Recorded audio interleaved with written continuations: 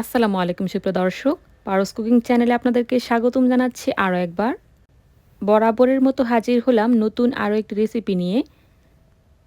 আজকে আমি আপনাদেরকে করে দেখাবো আলু আর চিংড়ি মাছ দিয়ে দুর্দান্ত স্বাদের পালং শাকের রেসিপি। আমরা কম বেশি সবাই জানি পালং শাক কীভাবে রান্না করতে হয়, কিন্তু আজকে আমি শেয়ার করছি যেভাবে আমরা সচরাচর রান্না করে থাকি।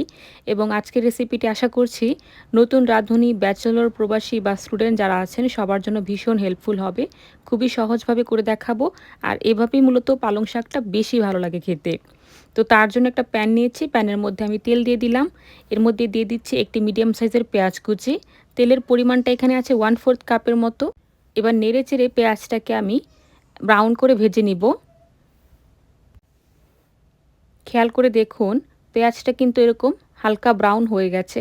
তো এর মধ্যে এখন আমি 1 কাপের মতো পানি দিয়ে দিচ্ছি, কারণ এখন আমি গুঁড়া মশলা ব্যবহার করব। আর পানি না দিলে পেঁয়াজ এবং গুঁড়া মশলা কিন্তু পুড়ে যেতে পারে। তো এর মধ্যে দিয়ে দিলাম 1 চামচ হলুদের গুঁড়া, 1 চামচ ধনিয়ার গুঁড়া, 1 চামচ মরিচের গুঁড়া, 1 চামচ ভাজা জিরার গুঁড়া এবং স্বাদ মতো লবণ 1 চামচ।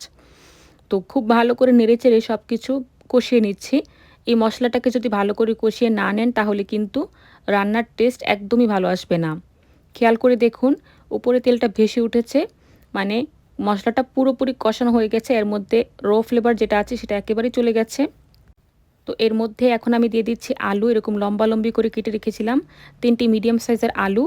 তো আমি দিয়ে দিচ্ছি, আর এখানে আমি 2 কাপের মতো চিংড়ি মাছ দিয়ে দিচ্ছি। চিংড়ি মাছটাকে খুব ভালো করে আমি ক্লিন করে নিয়েছিলাম।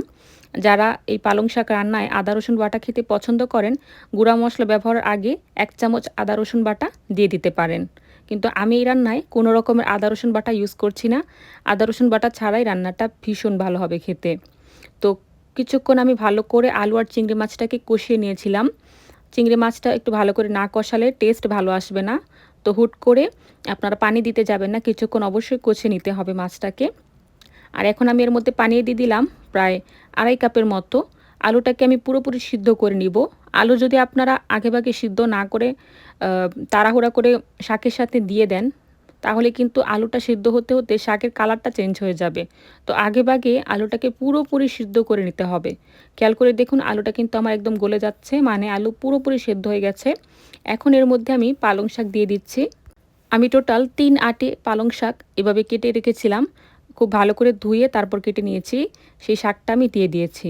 তারপর চুলার হিটটা একটু মিডিয়ামে রেখে ঢাকনা দিয়ে দেবার পর, ঢাকনাটা ওঠানোর পর খেয়াল করে দেখুন শাকটা কিন্তু মিশে গেছে অনেকটা। তো খুব ভালো করে নেড়েচেড়ে দিচ্ছি।